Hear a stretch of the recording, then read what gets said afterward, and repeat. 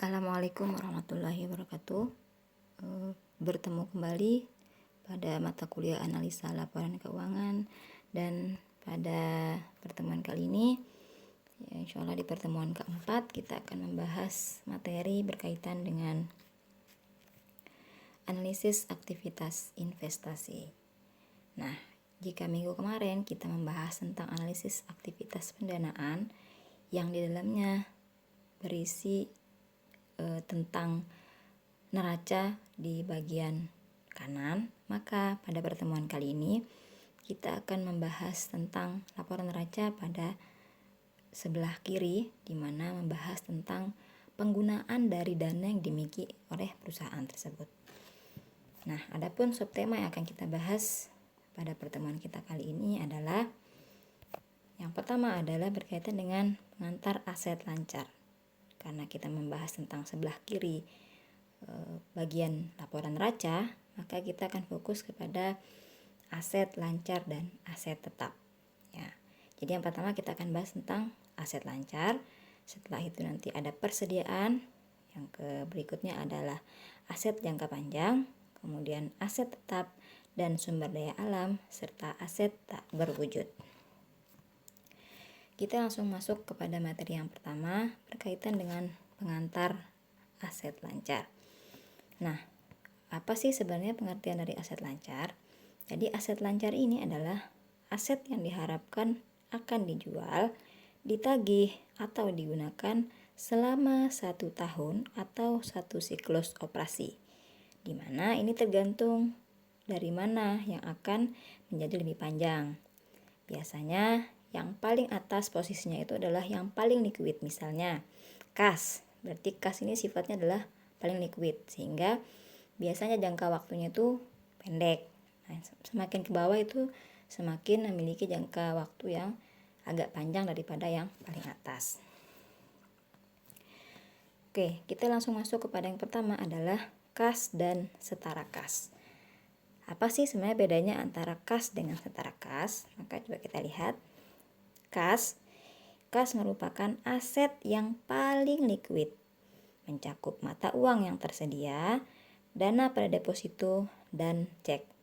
Jadi kas ini adalah sesuatu yang tidak perlu pengorbanan untuk kita cairkan, ya, sudah langsung diambil saja gitu, sudah langsung bisa digunakan. Lalu apa setara kas? Setara kas ini adalah aset yang sangat lancar, tapi masih lebih lancar kas gitu ya, dimana investasi jangka pendek yang siap dikonversi menjadi kas. Jadi dia dikonversi dulu menjadi kas ya, dan hampir jatuh tempo sehingga risiko perubahan harga yang disebabkan pergerakan tingkat bunga sifatnya adalah minimal. Contohnya apa? Contohnya surat utang negara, commercial paper, dan reksadana pasar uang. Oke, yang berikutnya ada namanya piutang. Jadi posisi setelah kas yang berikutnya yang dianggap liquid adalah piutang. Piutang adalah jumlah yang harus dibayarkan perusahaan yang timbul akibat penjualan produk atau jasa atau dari uang muka kepada perusahaan lain, ya, di mana piutang ini terdiri dari 2 jenis. Yang pertama adalah piutang usaha dan yang kedua adalah piutang wesel tagih. Apa bedanya? Piutang usaha ini mengacu pada jumlah yang harus dibayarkan kepada perusahaan yang timbul akibat penjualan produk dan jasa. Sementara wesel tagih adalah mengacu pada janji tertulis atas utang yang harus dibayarkan. Piutang usaha bukan tidak tertulis, tapi biasanya dia dalam bentuk nota. Sementara kalau wesel tagih itu dia jelas, ada hitam di atas putih dan kapan waktu itu akan ditagih gitu ya. Oke, yang berikutnya adalah ini masih berkaitan dengan piutang. Penilaian piutang akan memberikan dampak pada posisi aset dan arus kas laba perusahaan yang saling berkaitan. Ini tentu ya akan mempengaruhi posisi aset. Untuk meminimalisir faktor tidak tertagih, penentuan besar piutang paling baik didasarkan pada pengalaman masa lalu. Jadi ada beberapa kondisi yang biasanya ini biasa pasti terjadi gitu ya. Kemungkinan sebuah piutang itu tidak dapat kita tagih. Jadi misalnya ketika sebuah perusahaan memberikan utang kepada pihak lain, maka ada kemungkinan hutang tersebut tidak bisa dilunasi oleh pihak lain, sehingga itu dinamakan faktor tidak tertagih sebuah piutang.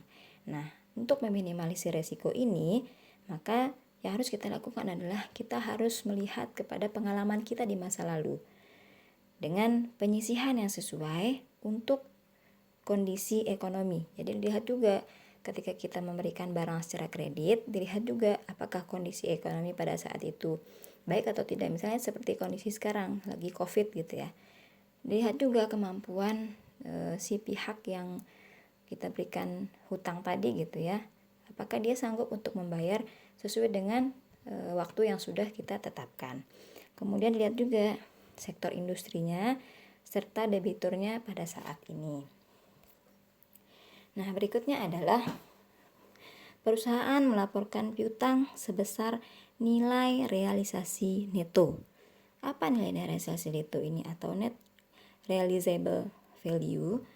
Yaitu total jumlah piutang dikurangi penyisihan atas tak tertagihnya piutang tersebut. Jadi total piutangnya dikurangi dengan penyisihan yang kira-kira berdasarkan pengalaman dan sebagainya itu yang dimasukkan dalam akun piutang tak tertagih, itu dikurangi dengan nilai ini.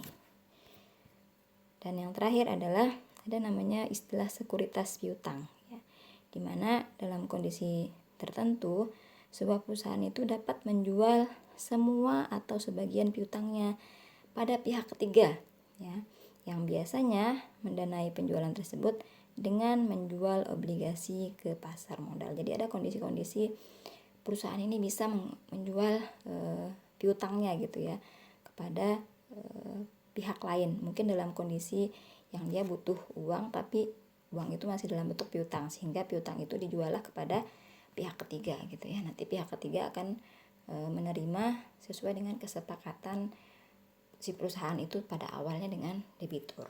Seperti itu ya, itu dinamakan dengan sekuritas piutang. Nah, berikutnya ya, ada yang namanya biaya dibayar di muka.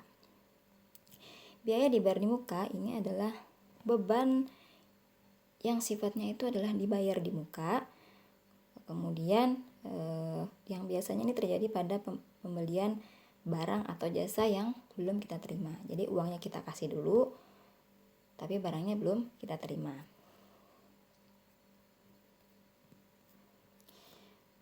Kemudian contoh pembayaran di muka yang biasanya terjadi adalah pembayaran sewa ya, sewa gedung mungkin, sewa apalah gitu ya. Kemudian ada sewa asuransi, kemudian pajak properti dan lain-lain. Nah, biaya dibayar di muka ini digolongkan ke dalam aset lancar. Kenapa akun ini masuk ke dalam aset lancar?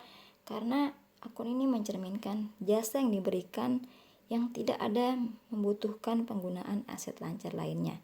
Jadi untuk kita bisa padahal dia sifatnya biaya gitu ya, biaya itu harus masuk ke dalam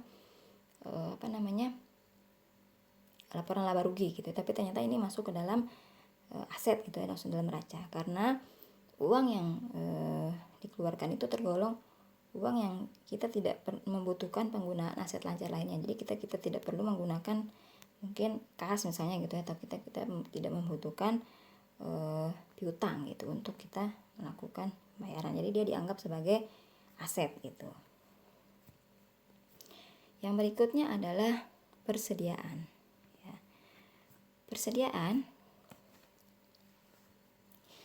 jadi kategori lancar itu tadi sampai biaya dibayar di muka ya.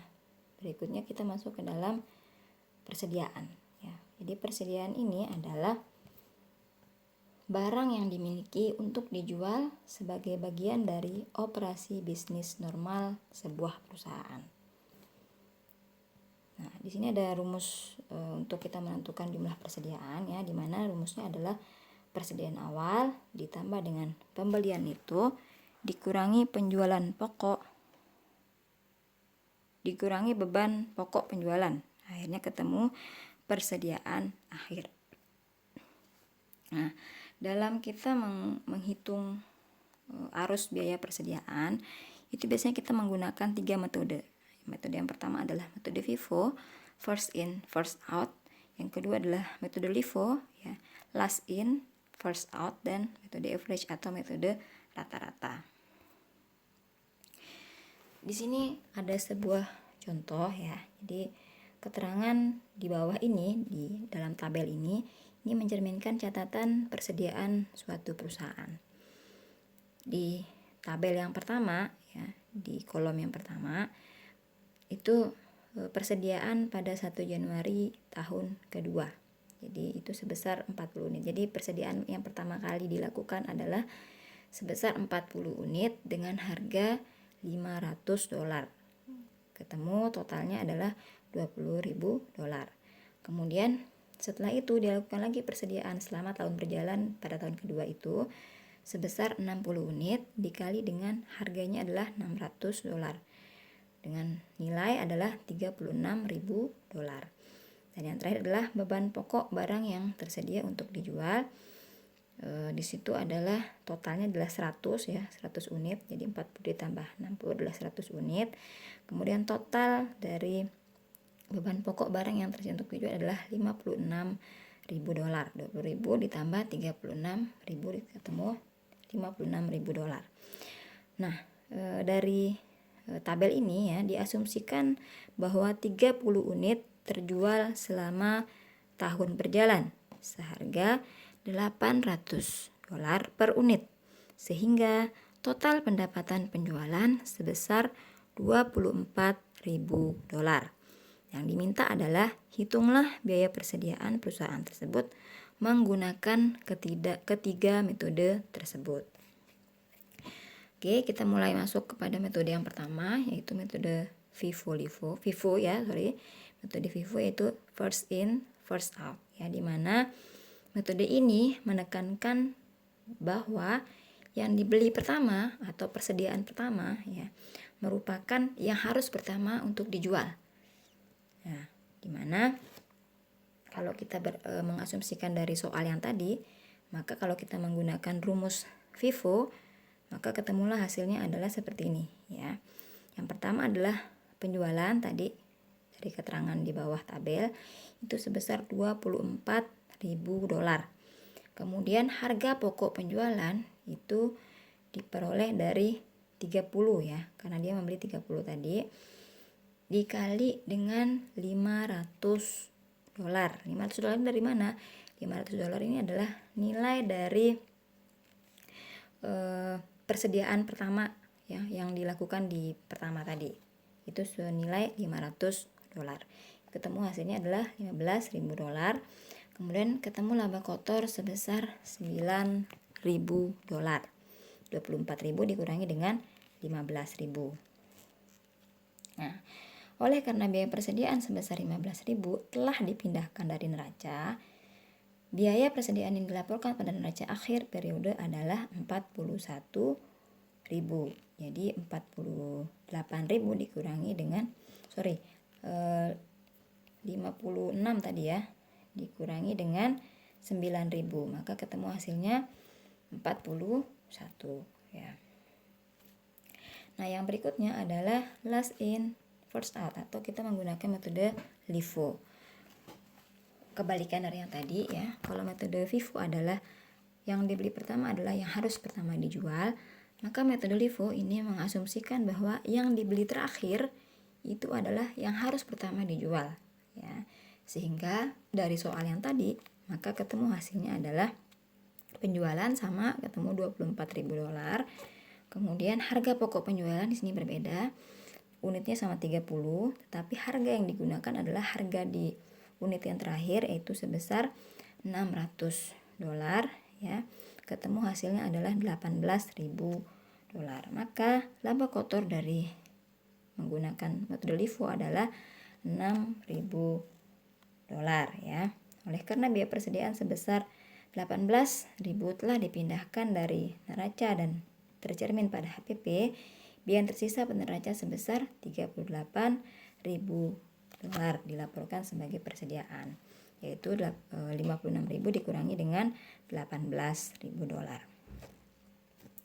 Yang berikutnya adalah average cost atau biaya persediaan rata-rata, di mana dengan menggunakan metode ini unit dijual tanpa memperhatikan urutan pembeliannya dan menghitung HPP serta persediaan akhir sebagai rata-rata tertimbang sederhana. Dengan hasil adalah sebagai berikut. Penjualan 24.000, kemudian HPP ya ketemu 30 unit dikali 560. 560 ini diperoleh hasil dari 560 dibagi dengan 100 unit. Jadi ketemu nilainya adalah 560 dolar. Ketemu 16.800 dolar dan laba kotornya adalah 7.200. Maka persediaan akhir yang dilaporkan pada neraca adalah 39.200 dolar. Hasilnya diperoleh dari 56.000 dikurangi dengan 16.800.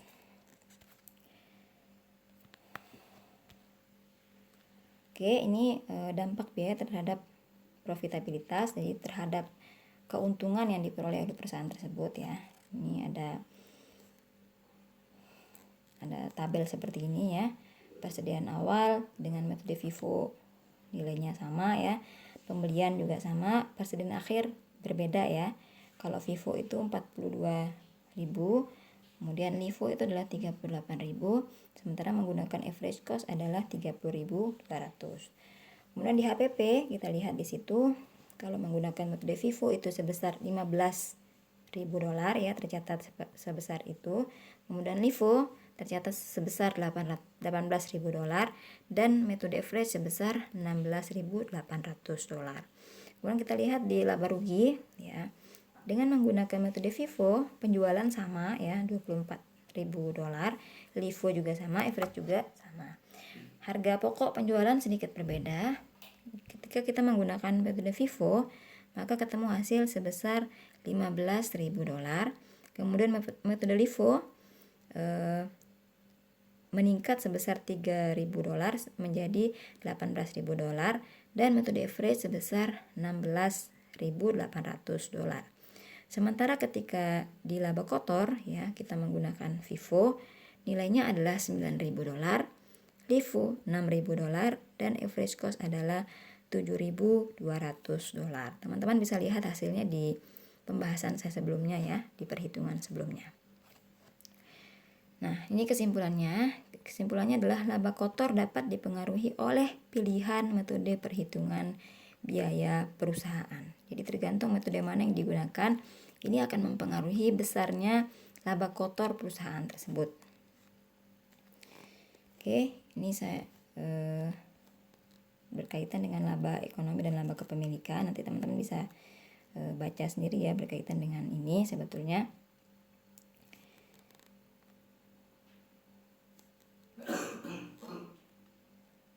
Ini dampak biaya terhadap neraca, biaya persediaan terhadap neraca ya.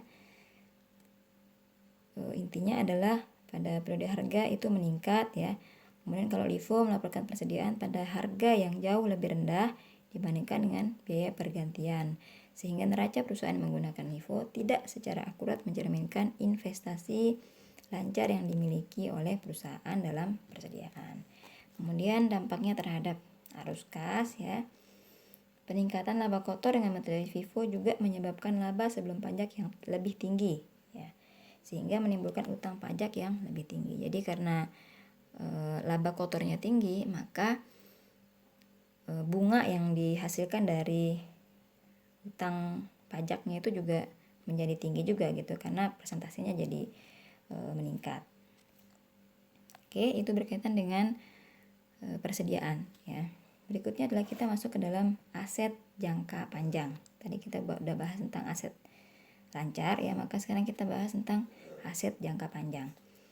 Aset jangka panjang merupakan aset yang digunakan untuk menghasilkan penghasilan operasi atau mengurangi biaya operasi untuk lebih dari satu periode. Aset jangka panjang yang paling umum adalah aset tetap berwujud seperti bangunan, pabrik, ya, dan peralatan. Sementara aset jangka panjang juga mencakup aset yang tak berwujud. Jadi bukan hanya yang berwujud ya yang bisa dilihat ya secara dengan mata gitu ya. Tapi ada aset juga yang tidak berwujud tapi dia memiliki nilai seperti hak paten, merek dagang, copyright, dan goodwill ya. Kita akan bahas ya. Yang pertama adalah akuntansi aset untuk aset yang sifatnya jangka panjang.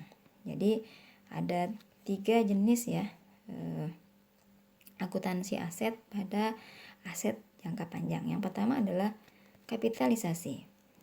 Oke. Kapitalisasi merupakan proses penangguhan biaya yang terjadi pada periode berjalan, tetapi manfaatnya diharapkan dapat berlangsung beberapa periode di masa depan. Kapitalisasi ini menciptakan akun aset. Yang kedua adalah alokasi atau allocation, yang merupakan proses pembebanan biaya tangguhan atau aset secara periodik sepanjang satu atau lebih periode manfaat yang diharapkan. Proses alokasi ini dinamakan penyusutan untuk aset berwujud, amortisasi untuk aset tak berwujud, dan depresi untuk sumber daya alam ya. Jadi alokasi ini lebih mengacu kepada penyusutan ya, di mana istilah penyusutan ini digunakan kepada aset yang bersifat berwujud ya. Kemudian untuk aset yang tak berwujud adalah amortisasi, dan untuk aset sumber daya alam adalah depresi. Nah, yang ketiga adalah penurunan nilai.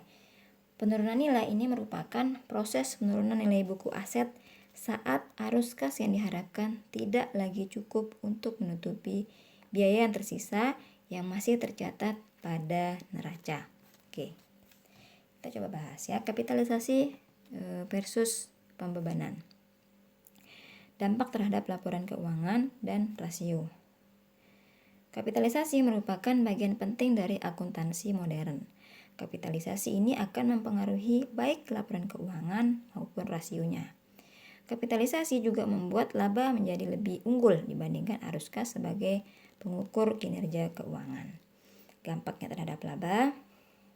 Kapitalisasi memiliki 2 dampak terhadap laba. Yang pertama adalah kapitalisasi ini akan menangguhkan pengakuan biaya ya, karena tadi dia terjadi di tahun berjalan tapi manfaatnya akan dirasakan pada beberapa periode yang akan datang, sehingga akan menghasilkan laba yang lebih tinggi selama periode akuisisi, namun laba yang rendah pada periode berikutnya jika dibandingkan dengan pembebanan biaya. Kedua, kapitalisasi menghasilkan serial peralatan laba. Kemudian dampak kapitalisasi terhadap tingkat pengembalian investasi. Kapitalisasi ini mempengaruhi laba maupun basis investasi dari rasio tingkat pengembalian investasi. Sebaliknya, pembebanan biaya aset akan menghasilkan basis investasi yang lebih rendah dan meningkatkan fluktuasi laba. Jadi akan terjadi peningkatan laba tapi secara berfluktuasi gitu ya. Laba yang dinyatakan terlalu rendah pada tahun akuisisi tetapi terlalu tinggi pada tahun-tahun berikutnya. Jadi berfluktuasi gitu ya, enggak sifatnya tidak tetap jumlah labanya. Sehingga ketika laba itu terjadi fluktuasi, maka ini akan mempengaruhi tingkat pengembalian perusahaan tersebut dalam hal investasi.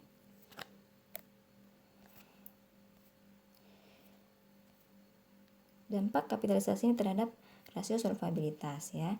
Jadi biaya aset secara langsung, rasio solvabilitas seperti rasio utang terhadap ekuitas mencerminkan kondisi perusahaan yang lebih buruk dari kondisi sebenarnya. Hal ini terjadi karena pembebanan biaya langsung menyebabkan ekuitas dinyatakan terlalu rendah. Jadi karena kondisi ini ada beberapa kondisi yang menyebabkan ekuitas itu dinyatakan rendah gitu ya. Sehingga perusahaan tersebut memiliki aset yang kurang produktif gitu ya. Berikutnya adalah dampak kapitalisasi terhadap arus kas operasi. Nah, ketika biaya aset dibebankan langsung, biaya ini dilaporkan sebagai arus kas keluar aktivitas operasi. Sebaliknya, jika aset dikapitalisasi, biaya ini dilaporkan sebagai arus kas keluar aktivitas investasi. Hal ini berarti pembebanan langsung biaya aset akan menyatakan arus kas keluar operasi yang terlalu tinggi dan arus kas keluar investasi terlalu rendah pada tahun akuisisi dibandingkan dengan kapitalisasi biaya. Jadi ada kecenderungan, ada ketimpangan gitu ya antara pencatatan arus kas keluar operasi dengan arus kas keluar investasi. Oke, itu berkaitan dengan kapitalisasi tadi ya pada akuisisi. Yang berikutnya adalah aset tetap dan sumber daya alam. Ya, bagaimana sih kita menilai aset tetap dan sumber daya alam? Jadi yang pertama adalah aset tetap ini terdiri dari properti ya, pabrik, peralatan ya. Nah, ini dimana biaya ini mencakup beban apapun yang diperlukan agar aset tersebut berada dalam lokasi dan kondisi siap digunakan atau siap memberikan jasa seperti biaya angkut, instalasi, pajak, dan biaya pemasangan. Seluruh biaya akuisisi dan persiapan dikapitalisasi pada saldo akun aset. Alasan digunakannya biaya historis terutama berhubungan dengan objektivitas. Penilaian aset tetap dengan biaya historis jika ditetapkan secara konsisten biasanya tidak menghasilkan distorsi yang serius. Nah, di bagian ini akan mempertimbangkan beberapa masalah khusus yang akan terjadi saat kita menilai aset. Yang berikutnya adalah menilai sumber daya alam. Nah, ketika kita menilai sumber daya alam, maka yang kita gunakan adalah aset yang dihabiskan. Kalau tadi menilai properti, pabrik, dan peralatan ini adalah mencakup seluruh biaya ya, biaya apapun yang dikeluarkan agar aset tersebut berada dalam kondisi dan lokasi yang siap untuk digunakan oleh perusahaan tersebut. Sementara kalau kita menilai sumber daya alam, yang digunakan adalah aset yang dihabiskan. Jadi seberapa banyak sumber daya alam yang dihabiskan itu merupakan hak untuk mengambil atau mengkonsumsi sumber daya alam. Juga seringkali terdapat biaya cukup tinggi untuk menemukan sumber daya alam yang dikapitalisasi dalam neraca. Dan biaya ini langsung dibebankan saat sumber daya alam tersebut kemudian dipindahkan, dikonsumsi atau dijual. Nah, perusahaan ini biasanya mengalokasikan biaya sumber daya alam pada jumlah estimasi unit cabang yang tersedia. Jadi berapapun biaya yang digunakan ya, kemudian yang dihabiskan untuk pengadaan aset yang sifatnya adalah sumber daya alam, maka itu adalah besarnya nilai sumber daya alam yang harus dicantumkan di dalam neraca. Misalnya kayak Newmont gitu ya, Newmont. Nah, itu yang termasuk biaya ketika dia eksplorasi gitu ya, ketika biaya di awal-awal yang dikeluarkan itu termasuk dalam nilai yang harus dimasukkan untuk menilai sumber daya alam. Yang berikutnya adalah penyusutan. Jadi prinsip dasar penyusutan laba adalah laba yang mendapatkan manfaat dari penggunaan aset jangka panjang harus menanggung bagian proporsional dan biaya aset tersebut. Penyusutan merupakan alokasi biaya bangunan dan peralatan karena tanah tidak disusutkan gitu ya. Jadi hanya bangunan dan peralatan yang sifatnya ada masa dia habis ya, dia tidak bisa dimanfaatkan kembali sepanjang masa manfaatnya. Sementara kalau tanah kan tidak ada umur ekonomisnya ya. Oke, berikutnya adalah ini ya. Jadi hal yang perlu kita lakukan di dalam penyusutan ya. Yang pertama adalah kita harus melihat berapa lama masa manfaat dari peralatan atau gedung tersebut. Ya, jadi misalnya mobil gitu ya, atau kendaraan operasional itu masa manfaatnya kapan? Karena masa manfaat masing-masing aset itu berbeda-beda ya, tergantung aset mana yang akan kita nilai. Gedung akan beda nilainya masa manfaatnya dengan kendaraan ya. Jadi harus dicek betul gitu ya. mobil juga sama, mobil operasional akan berbeda masa manfaatnya dengan truk misalnya gitu ya. Nah, hal ini didasarkan pada kondisi ekonomi, pemahaman teknis, pengalaman, dan informasi mengenai fisik dan sifat dari produksi aset tersebut. Jadi kita bisa menilai lama masa manfaatnya itu adalah berdasarkan dari kondisi ekonominya, harganya mungkin gitu ya, kemudian pemahaman teknis dari seluk-beluk barang yang kita miliki atau aset yang kita miliki, kemudian pengalaman masa lalu mungkin, dan informasi mengenai fisik dan sifat dari produksi aset tersebut. Nah, setelah kita mengetahui masa manfaat ini, maka yang berikutnya kita lakukan adalah menggunakan salah satu metode alokasi untuk menentukan penyusutan dari aset tersebut. Nah, ada 3 metode yang bisa kita gunakan. Yang pertama adalah metode garis lurus, yang kedua adalah metode dipercepat, dan yang ketiga adalah metode khusus. Ini metode tidak akan saya bahas karena sebetulnya ini sudah pernah dibahas di mata kuliah yang lainnya. Oke, yang berikutnya adalah depresi. Jadi tadi saya ulangi, untuk aset tetap berwujud kita menggunakan istilah penyusutan. Aset tetap tak berwujud kita menggunakan istilah amortisasi untuk penyusutannya. Sementara untuk aset sumber daya alam kita menggunakan istilah depresi. Nah, depresi ini merupakan alokasi biaya sumber daya alam berdasarkan tingkat pemungutan.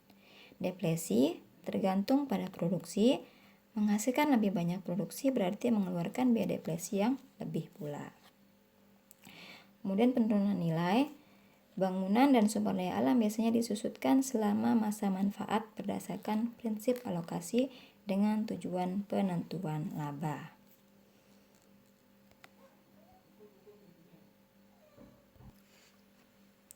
Berikutnya kita akan masuk kepada menganalisis aset tetap dan sumber daya alam. Jadi untuk menganalisis aset tetap dan sumber daya alam ini kita membutuhkan evaluasi kelayakan, ya, dimana evaluasi ini dapat menggunakan pengukuran seperti rasio, ya, rasio penyusutan terhadap aset total, atau penyusutan terhadap faktor yang terkait dengan ukuran lainnya. Nah, pengukuran lain yang sering digunakan dalam analisis ini adalah rata-rata jangkauan waktu total, ya, yaitu rumusnya umur rata-rata ditambah dengan umur sisa rata-rata. 3 masalah yang timbul dari penurunan nilai adalah evaluasi kelayakan, jumlah penurunan nilai, evaluasi kelayakan waktu penurunan nilai, dan analisis efek penurunan nilai terhadap laba. Jadi yang pertama yang perlu kita lakukan adalah mengidentifikasi aset yang diklasifikasikan akan turun, ya. Kemudian setelah kita tahu aset yang akan turun itu, maka kita mengukur persentase aset yang dihapus dan evaluasi apakah nilai penghapusan layak atau tidak untuk kelas aset yang bersangkutan. Yang berikutnya kita masuk kepada aset tak berwujud. Jadi tadi di awal saya sudah sampaikan ya bahwa aset tidak berwujud ini merupakan hak istimewa dan manfaat kepemilikan atau pengendalian. Aset akuntansi untuk aset tak berwujud, ya, kita masuk dulu ke contoh aset tak berwujud. Ada namanya goodwill, kemudian paten, ya, hak cipta, kemudian ada sewa, leasehold dan perbaikan gedung yang disewa, kemudian hak eksplorasi, formula, proses, teknologi, ya, dan lain-lain, kemudian lisensi, waralaba. Nah, ini jenis dari aset tak berwujud, ya. Jadi aset tak berwujud ini dibagi menjadi 2. Yang pertama adalah aset tak berwujud yang dapat diidentifikasi. Jadi dapat kita bagi-bagi dalam beberapa jenis, jadi dapat diidentifikasi gitu ya. Kemudian yang kedua adalah aset tak berwujud yang tidak dapat untuk diidentifikasi. Aset tak berwujud yang dapat diidentifikasi ini merupakan aset tak berwujud yang dapat diidentifikasi, terpisah dan dikaitkan dengan hak tertentu atau keistimewaan selama periode manfaat yang terbatas.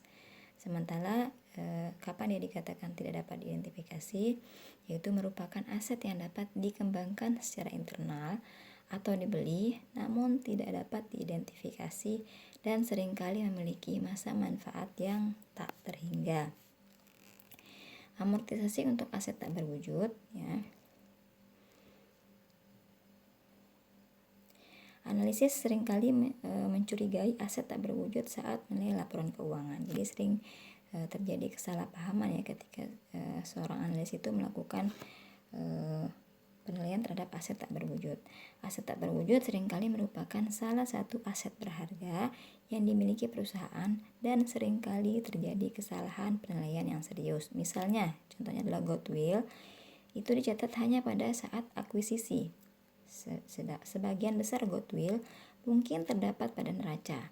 Namun, seringkali goodwill ini tercermin dalam kelebihan laba. Jika kelebihan laba tidak terbukti, maka goodwill baik dibeli maupun tidak, hanyalah bernilai kecil atau bahkan tidak bernilai. Dalam menganalisis aset tidak berwujud, diperlukan suatu estimasi sendiri mengenai penilaian aset. Analisis juga harus waspada terhadap komposisi, penilaian, dan posisi dari goodwill. Goodwill dihapus jika kelebihan laba mendasari eksistensinya tidak ada lagi. Aset tak berwujud yang tak tercatat dan kontingensi. Salah satu aset penting dalam kategori adalah goodwill. Ini contohnya ya. Ini saya lewati saja. Kita langsung ke merek dunia yang bernilai tinggi. Jadi teman-teman, ini hanya 5 dari merek dunia yang saya masukkan. Sebenarnya ada banyak, tapi ini yang paling tertinggi saat ini ya. Oke, coba kita lihat peringkat pertama. Ini kalau kita lihat negaranya itu semuanya adalah negara Amerika ya. Peringkat pertama itu adalah Coca-Cola dengan nilai mereknya adalah 71,86 dolar ya. Miliar dolar ya. Kemudian IBM setelah itu 69,91, Microsoft itu 59,09, Google itu 55,32, dan ini saya lupa ya. General Electric ya. General Electric ini adalah 42,81. Jadi ini contoh merek dunia yang bernilai tinggi ya. Dan ini masuk dalam kategori aset tak berwujud yang dapat identifikasi. Sementara goodwill itu dia masuk pada aset berwujud yang tidak dapat identifikasi. Agak susah gitu ya untuk menilai goodwill atau nama baik sebuah perusahaan atau merek dari sebuah perusahaan tersebut gitu ya. Jadi demikian yang bisa saya sampaikan teman-teman semua. Mudah-mudahan dalam penjelasan saya ada yang bisa dipahami gitu. Sekiranya ada yang tidak bisa dipahami, kita akan bahas pada grup WhatsApp kita berikutnya. Dan sekian dari saya, sampai jumpa kembali di pertemuan berikutnya. Wassalamualaikum warahmatullahi wabarakatuh.